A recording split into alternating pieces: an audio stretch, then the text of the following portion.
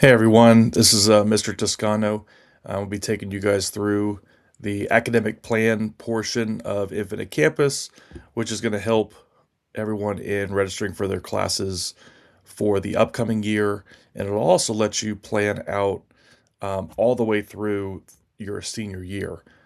So I want to go ahead and take you through these instructions and then just give you some general information about the platform, things that we haven't really discussed yet, because obviously this is our first time with Infinite Campus and registration. So I want to take you through some important things as we go through this. So for students, what you'll do is you'll go through the CMS Launchpad to access your Infinite Campus account, which you'll obviously do through NC Ed Cloud.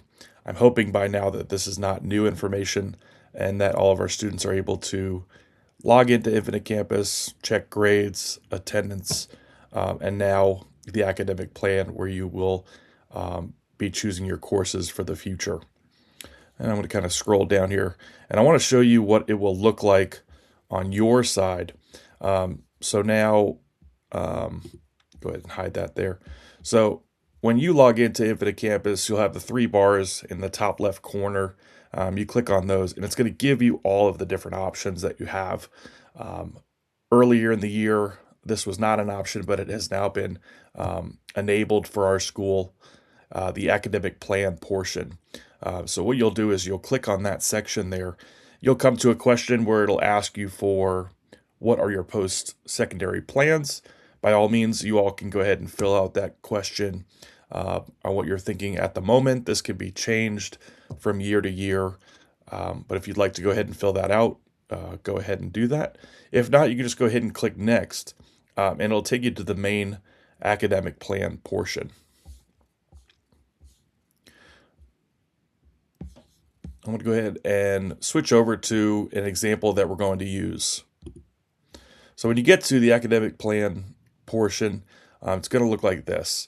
You're going to have your 9th grade, 10th, 11th, and 12th all mapped out from left to right in columns.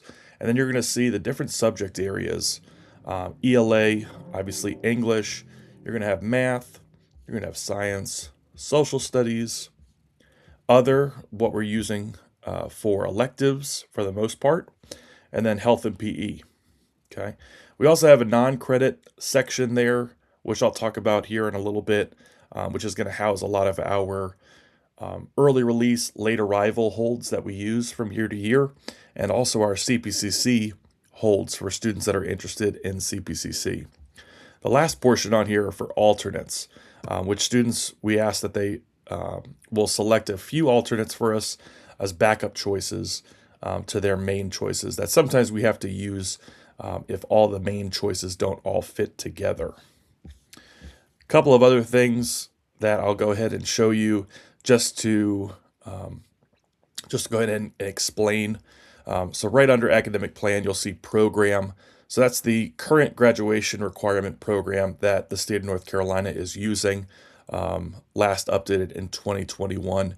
So they were just recently updated as well to include some updated graduation requirements for our current 9th graders and also our soon-to-be 9th graders for next year.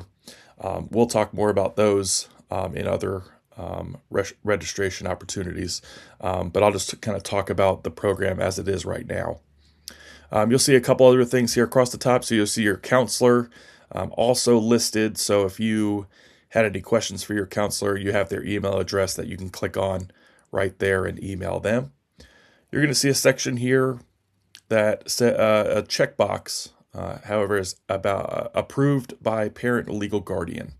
So what parents will or legal guardians will have an opportunity to do later in the registration process is be able to access what students have chosen here in the academic plan.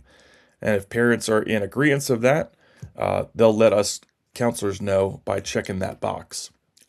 We will be able to check that on our side, and that lets us know that parents, guardians have looked over those courses and they are okay with what they've chosen.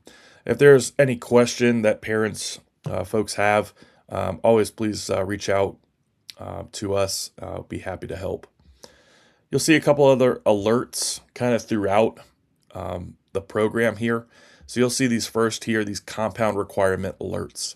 And it talks about the English requirement not being met, the science requirement, social studies requirement. So as you go through, and I'll demonstrate this here in a second, as you go through and choose your English courses through senior year, math, science, social studies, the hope is that those alerts will clear as you meet those graduation requirements as you are planning them out. This is a new feature that we did not have with PowerSchool, the previous program we were using. So it's kind of neat where Infinite Campus will allow students, parents to go ahead and choose courses all the way throughout senior year. This is a way for you all to kind of keep up with, am I meeting those graduation requirements by senior year, and the number of credits that you have to have by the time you graduate, which is 24 credits for CMS. Okay, a couple other alerts here. You'll kind of see it within the different subject areas. Talks about that not enough credits have been selected for the ELA minimum plan requirements. You kind of see there's a running number here right next to ELA, 3 out of 4. So in a perfect world, this would be tracking our graduation requirements for the exact number that you need. As you will find out, and as we are finding out this year, there's still some kind of kinks in the program, some fine tuning that needs to happen that we're hoping with CMS and the state that we can get some of those things refined a bit for our parents and students and make it a little bit clearer to understand the requirements. So anything that we've put out in our registration materials, you'll see the graduation requirements there, and that will be the kind of hard, fast thing to look at. So we are still making tweaks. It's not perfect, but we're hoping it's a step in the right direction for helping you all understand and keeping up with the requirements. So you'll see kind of 3 out of 4, and you need to have 4 English credits to graduate, and it needs to be the 4 correct English credits, which would be English 1, 2, 3, and 4. I'll go ahead and demonstrate real quick for you, since that's the main thing that you all want to look at. And I'm sure we have some students and parents that may have already kind of played with this a little bit. But a couple of ways that you can search for courses. So one of the easiest ways, in my opinion, is just to click in the white box for the next upcoming grade, which is grade 11, and it'll give you the different options. You're going to see some courses that are grayed out, and you're going to see some courses that are in bold or that are in black. So typically, courses that are in bold are the next available courses in that subject area for that student. So for this student here, they are currently in Honors English 2 this year, and the next English that they'll want to go into is the English 3. For this purpose here, I'll go ahead and choose the Honors English 3. Okay. That's going to go ahead and it's going to keep track of the number of classes that I've chosen. Here at the top is that first number there. Just ask that at this point that students just kind of disregard that second number there. That is not as important for our students. Really just the first number, as that's keeping up with the number of classes they've chosen. Okay. And if I go off to 12th grade, I'm going to click in that white box there, and I'm going to see that the next class has opened up for me to choose, which is English 4. Okay. And if I go ahead and choose Honors English 4, we're going to see a couple things different happen here. So obviously I have my one class that I've chosen for 12th grade, and then also over here under these compound requirements, you're going to see that the English requirement has gone away. And what that means is that you have chosen those 4 particular English classes that you need for graduation. Okay. And the same thing kind of goes forth down the page. Now, as you go through the other subjects, you will choose your math courses, science, social studies, all the way down to your electives. I'm going to clear those out. Another thing that you can do in the white box, and it says it right on here, is to type, or you can select. So this will make more sense as we get down to the other category for electives. But if I wanted to, I could go ahead and type in English 3, and it's going to, oh, English 3, there we go. And it's going to show me just those English 3 classes there. Like I mentioned earlier, the system is not perfect right now, work in progress. So if I scroll down here in this English section, you're going to see a couple of different things. You're going to see a couple of elective choices that are in this ELA category. So creative writing happens to be in this section. You'll see yearbook is also in this section up here. And then obviously the AP choices are towards the bottom. So again, some things that we're hoping to refine as we go through these upcoming years, being new with Infinite Campus. Okay, so I'm going to go ahead and choose these courses as we continue to go down the page here. Go into our math section. The only other search option that students have, and I don't have it in my view here because it's not available to on the staff side. So up here towards the top, right above my name as counselor, there will be a search bar that you all can use, and you'll be able to search for any course, and it will look for that course for you. You don't have to be in that particular subject, and you can look for an elective course or English, math, what have you, and it will take you directly to that course. It'll give you a little bit of information about it, and it will ask you what grade do you wish to add that to for the academic plan. So that's kind of the other way that if you're not able to find a course, if you're looking under other and you can't find creative writing, because unfortunately it's not under the other, you can search for creative writing under that search bar at the top, and you will be able to find it that way. So again, that is just kind of the last kind of effort. If you're looking for a course, that's another good way to search for those. Okay. As I keep going on down the page, if I wanted to go ahead and, well, let me go back up here as a perfect example of the math option here for this student. If I wanted to, I could choose multiple options for a particular year. So I know it is popular for some of our students that are wanting to excel with math, that you may want to choose 2 math courses in a year. Okay. For this student, it's not going to allow me to choose 2 other ones because I've kind of maxed out the semester-long math options. But let me just go ahead and show you with the AP Computer Science here. So if I wanted to choose, let's say AP Pre-Calculus is my next step with math, and then I go back into the selections here, and I also choose AP Computer Science, it'll let me choose both of those options here.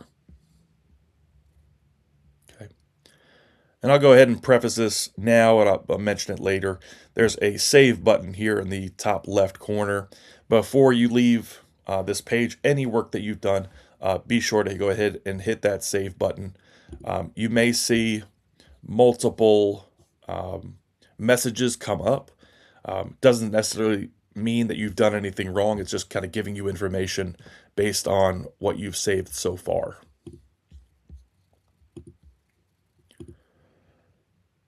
Okay, kind of moving along here. So for our 9th and 10th grade students, students that are going into their 10th grade year, I mentioned this number earlier, kind of the running total that you have at the top of the page. For 10th graders, you have to have 8 classes total. 11th graders as well also have to have 8 classes total. With the difference there with our 11th graders is that students could take classes through CPCC, our dual enrollment program that we have. And students will be able to choose the CPCC holds that we have that are under that non-credit section. So I'm going to go ahead and scroll down here. So as I can see, obviously I've not filled out all of my grade 11 classes yet. I'll go ahead and do that real quick just to give you an idea of what this will look like.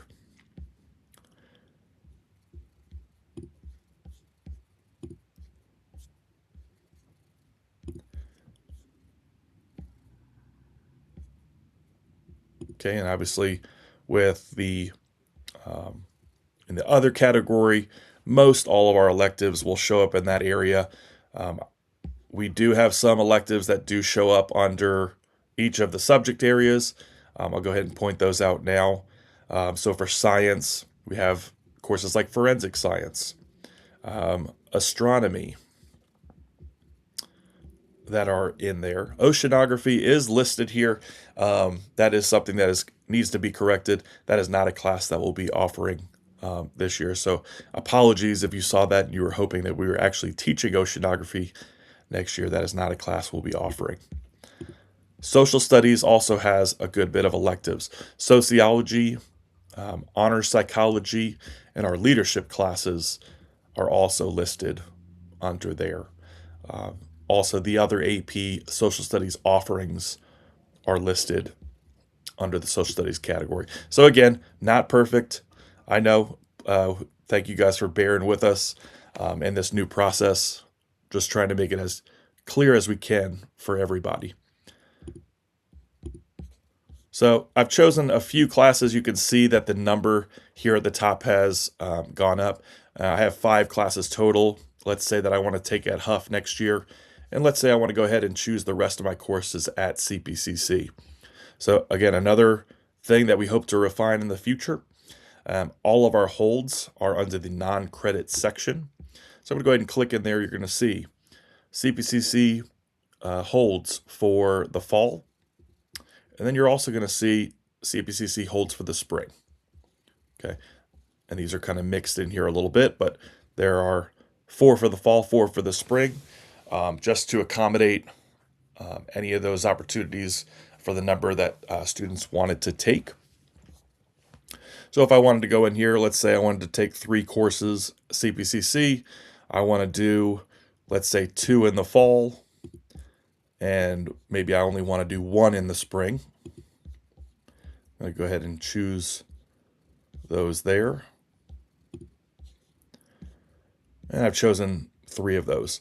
So again, when it's under the non-credit category, unfortunately the ticker at the top there, counting our courses, does not continue to go up because the system thinks these courses are for non-credit, but they do count as a space in a student's schedule. With CPCC, these courses are taken either at the beginning of the day or at the end of the day, where students have to take them from home off campus, and that could be a mixture of either online or in person. So unfortunately, it's not allowing that to be counted in the total, but as long as our 11th grade students have those 8 spots accounted for, then you're covered there. For our seniors, for our rising seniors for next year, that's where things can look a little bit different as far as the number of those holds you may have. We know it's very popular for our rising seniors to take on either more CPCC opportunities, having early release or late arrival if you don't wish to take a full course load, even though we do recommend that for all of our students that are considering a 4-year college.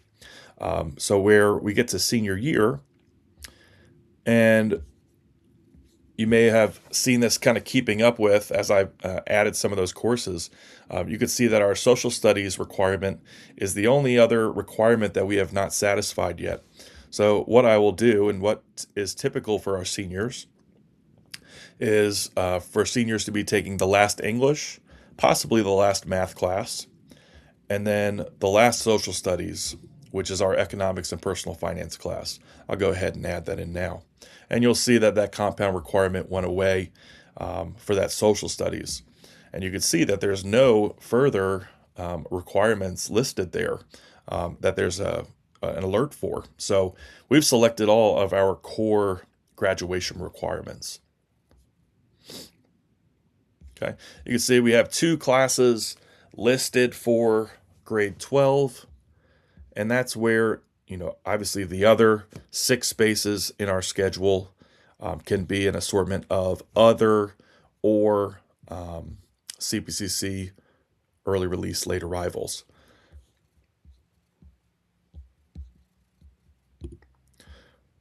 And our early release late arrivals for students that wish to have less than a full course load, which as long as you have are meeting that 24 credits total, that is fine to do.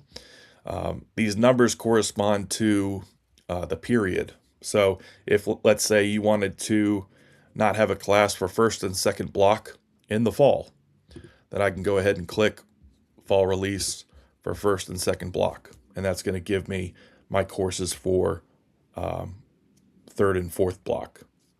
Okay.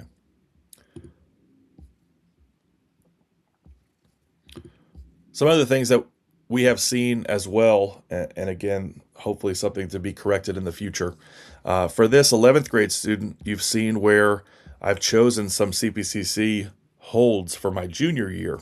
Well, now when I try to go to my senior year, it only gives me so many options left. That is totally fine. For registration purposes, counselors are really just looking at that next upcoming year for a student. So this particular student I'm working with here is a current 10th grader.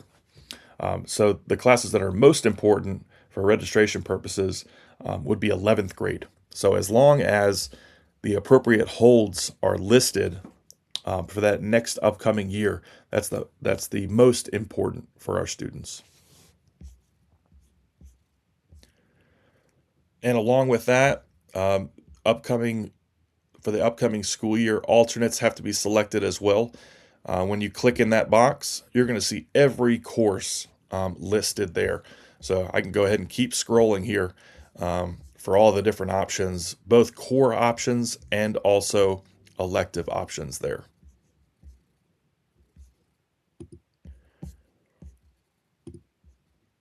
Something that I may have kind of glossed over earlier.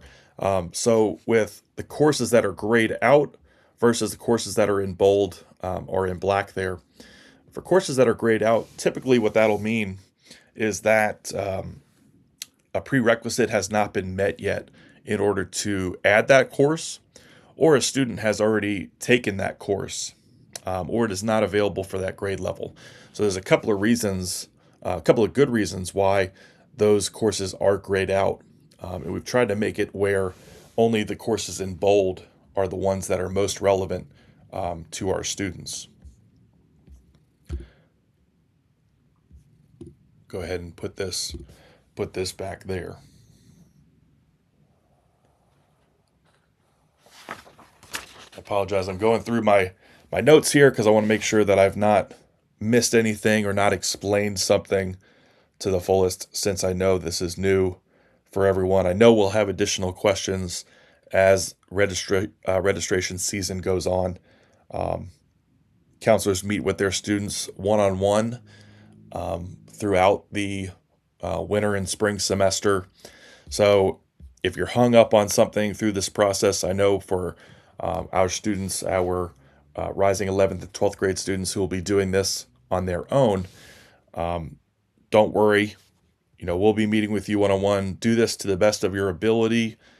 Hit save, and we will help you through when we have your one-on-one meeting. So do not worry. When we meet, we'll be sure to address any of those concerns or issues that have come up.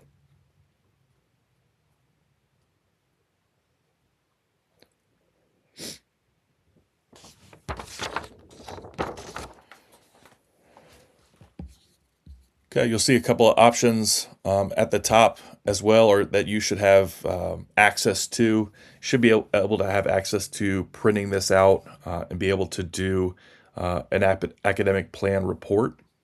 So that should be something that you can always come back to. Speaking of for our students. So there will be a locking option for our classes. And what counselors will be doing is we'll be locking these courses, which lets us know that we've talked about these with students, that we've held your one-on-one meeting, and that we've discussed those classes. So as we go through our registration meetings with our students, we'll simply be kind of going through that next year, which for this student is 11th grade. And obviously we have those CPCC classes down there. I know adding these up that we have the full 8 classes that we need, and we have the appropriate 8A, B-Day classes, even number of those, because that's also important. So I know that this student is good to go as far as their classes. I've locked those down, and then I hit save on that. Students ultimately can still make changes to their classes for next year. Our amnesty week that we have each year, it will be the last week in April. So we'll do a Google form to where we'll allow students to make those submissions, let us know what changes they wish to make for next year. And after that, that is that last time that students can make changes to their classes for next year. For the following years that students have left on their academic plan, obviously we have plenty of time to make changes to those other years. It is really just the next upcoming year that we have to be most sure about. Okay, I hope this video was helpful. Again, please bear with us as we're hoping that some things will be refined a bit, but we're hoping that this is going to be a helpful tool in the future for students, parents, and also staff to keep up with graduation requirements for students and planning out their 4 years. Thank you all so much. Have a great day.